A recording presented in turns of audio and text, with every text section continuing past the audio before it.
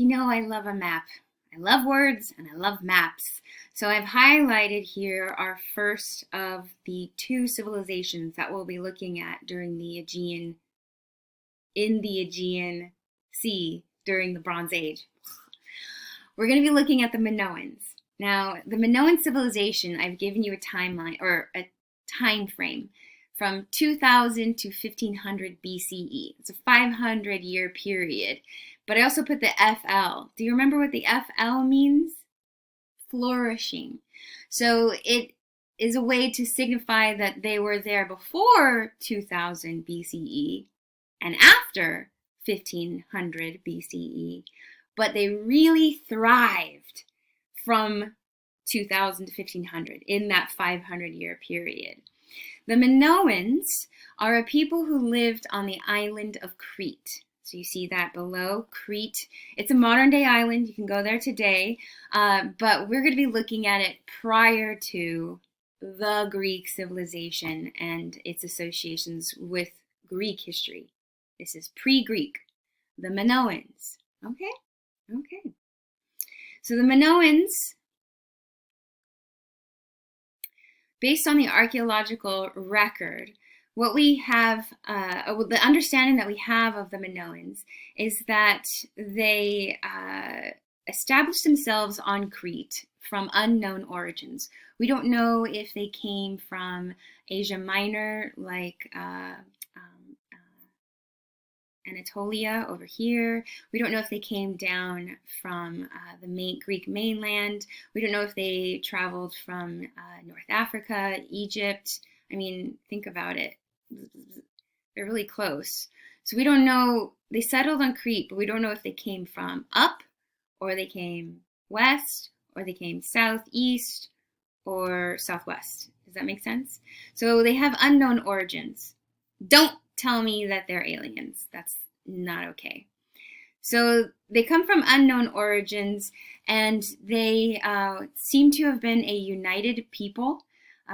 They had cities and larger complexes that we assume to be palaces that also served as heads of state. We don't know if they had kings and queens that were inherited rule. We assume as much, but not much is known. And the shock of the whole deal is that they left a lot of information for us in the form of writing. They have a writing system, and we have lots of their writings, but we don't know how to read it. The type of writing system is called Linear A, and we have all of these records written in their script, but we haven't yet found a code or a translation to help us. Remember the Rosetta Stone we looked at last class, how we learned hieroglyphics because of the stone that had it in 3 languages? We don't have that just yet. And I always like to tell my students that if you like to break codes, if you like puzzles, maybe look into translations or interpretations of dead languages like Linear A, and then when you discover and you break the code and we can start reading all this information, you're sure to win a Nobel Prize. And all that I ask is that when you win the Nobel Prize, you mention me in your acceptance speech.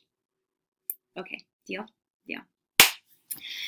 So we don't know a lot about them, although they have left a large record. What we do know about them is from the physical evidence on the island of Crete and from their trade relations with Egypt and the Near East. Yeah, because they are, forgive me, I'm going to go back up here again, because they are so centrally located in the middle of the Mediterranean between Egypt and north and to the east, we have documents from Egypt and from the ancient Near East written in cuneiform and hieroglyph marking trade with these people that live on this island in the middle of the Mediterranean. So we know that they existed From those trade records we can read, we know that they had an economy of trade based in export of olive oil and olives.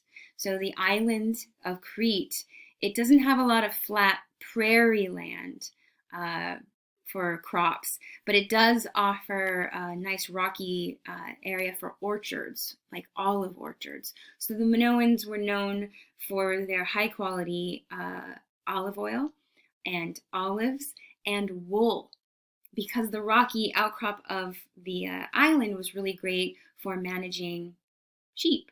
So they were famous for olives, olive oil, and wool, specifically because of their technique and technology in dyeing the wool. They were prized for their wool in the colors of red and blue and yellow. I'm emphasizing that because it's going to be seen in the art. So did you write it down? The Minoans are famous for their high quality export of wool in the colors of red, blue, and yellow. What's also very interesting about them is their daily lives and palace structure. So this is going to be our first artwork for the Minoans. What we're looking at here is referred to as the palace at Knossos. I know it has a K in there, so you might hear people say Knossos or just Knossos. Either is fine, it's okay. The ruins of this palace structure are on the large kind of raised outcrop of rock. So you can see there's this rolling hillside with all these orchards, and then it comes up at a steep incline. And on the top of this rocky hill, there had once been a most fantastic, impressive series of structures that we refer to as the palace. Now, this, we think, because it is the largest of these palace structures found on the island, we assume that this must have been their capital city, their main city. And this is a reconstruction of the archaeological site and what we think it may have looked like. We see here it was a multi-level structure, and it had several entrances and exits and two main courtyards, large flat areas with viewing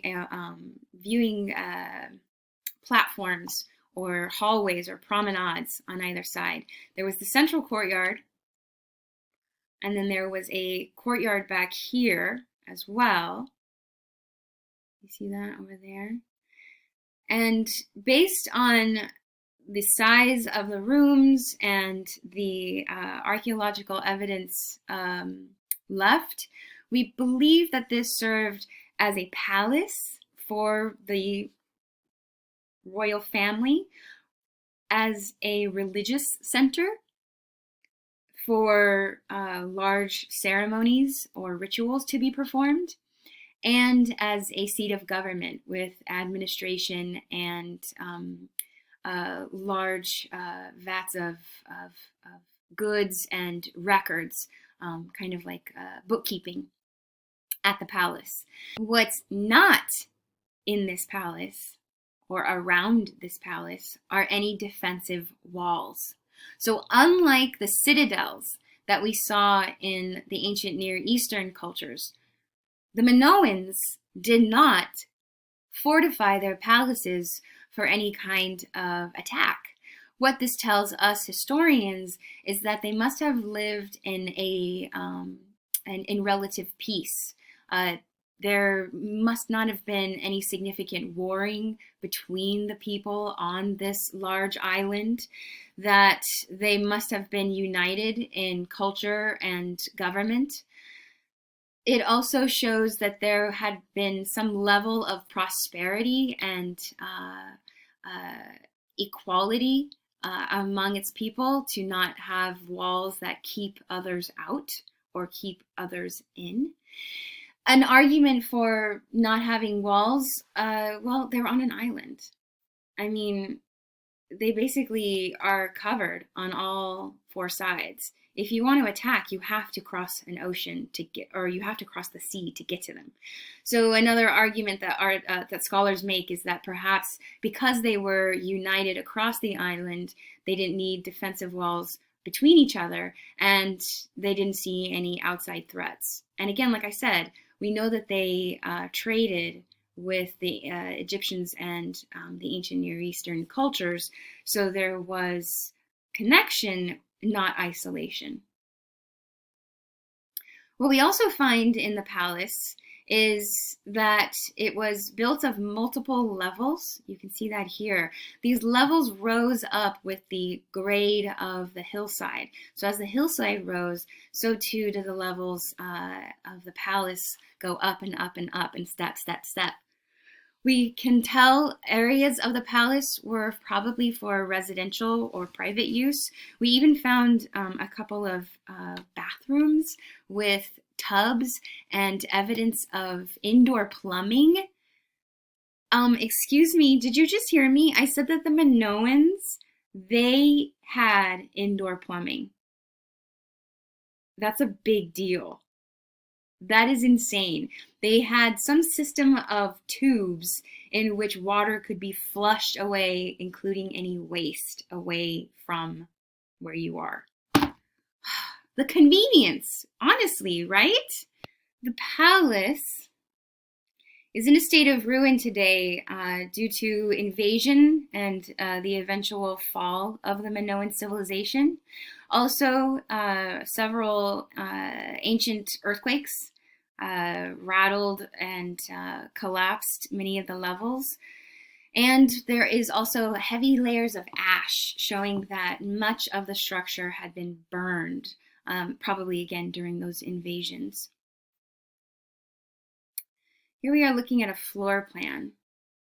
And based on what was left behind and buried underneath the storeroom boards, or I should say the storeroom dirt floors, what we can understand are a series of storage facilities, a series of private residential rooms.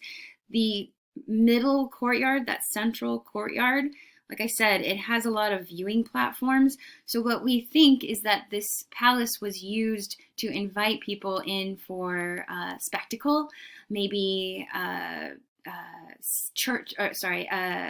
religious ceremonies, maybe celebrations of the king or the queen, holidays, festivals, and this courtyard must have served some main purpose. The rest of the people of the city of Knossos lived on the outskirts around the palace, and recent archaeological evidence of these sites show that the everyday lives of these everyday people was relatively comfortable, and they lived in a level of prosperity and leisure. How would they know this if they can't read their writing? Well, the structures, the houses themselves, seem to have been very well maintained over generations. Also, there are no distinctive differences between houses or regions or neighborhoods around the palace, showing that there were no places that were like the slums and other places that were like the super fancy rich people. Instead, everybody had a relative equality of income and leisure, meaning that it doesn't look like there was a lot of hard labor on the skeletal structures of the figures, the people that were buried and or found here. There isn't a lot of evidence to support the use of slavery for the Minoan people. So we have the people, the villagers living around the palace, and they might have come into the palace structure to observe or participate in ceremonies in the central courtyard or in the smaller back courtyard over here. Interesting, right? I know. Here, I like this one. We also know, based on the archaeological record, that these palace rooms were flat roofed and layered on top of each other, held up by series of columns. These columns were made out of wood and were brightly painted in red and yellow and blue. Didn't you just write that down in your notes? For the wool? Yeah, that's like their signature colors. Red, yellow, blue. And their structures had paint on them in red, yellow, and blue. Because we don't know how to read their writing, we are unsure of their system of government. We don't know what they called their king and queen. We don't know what they called themselves, meaning like people in the United States call themselves Americans, right? But we don't know what they called themselves. Why do we call them the Minoans? I'll get to that. And we also don't know anything about their religion. We have clues based on the artworks that they have left behind, including a series of, many references to bullhorns.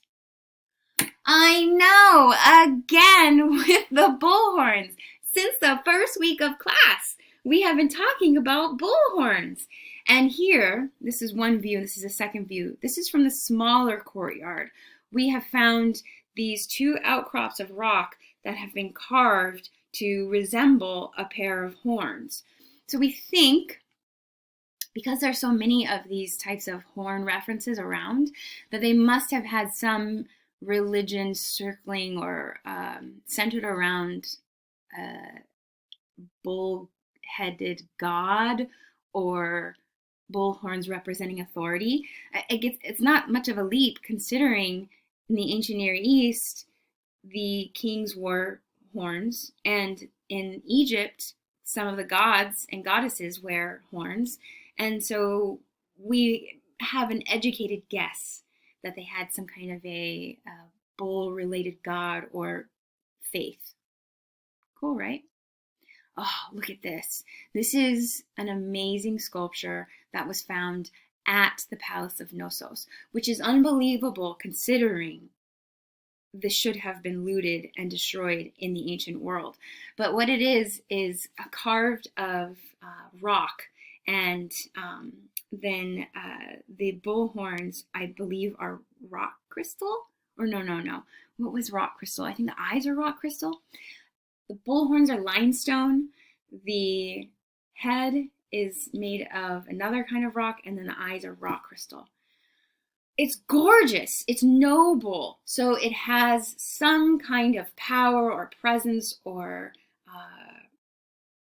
nobility, and we assume that with their faith. Also in the palace, we have preserved many painted walls.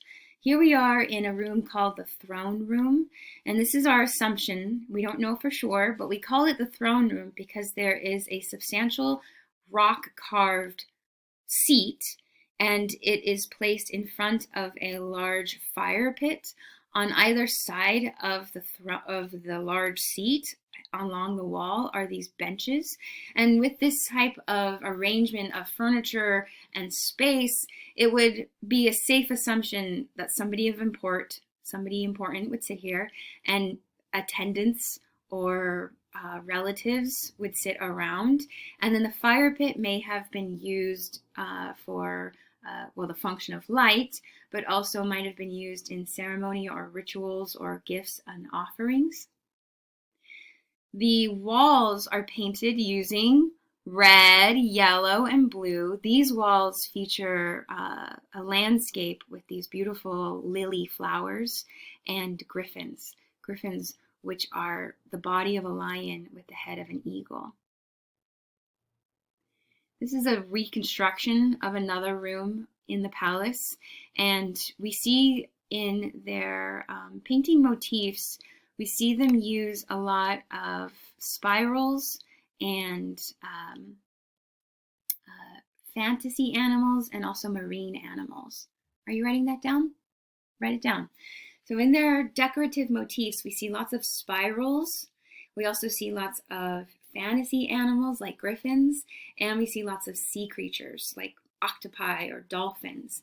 And this again makes sense considering they're on an island in the middle of the ocean. The spirals could be symbols for waves, perhaps, right? Here.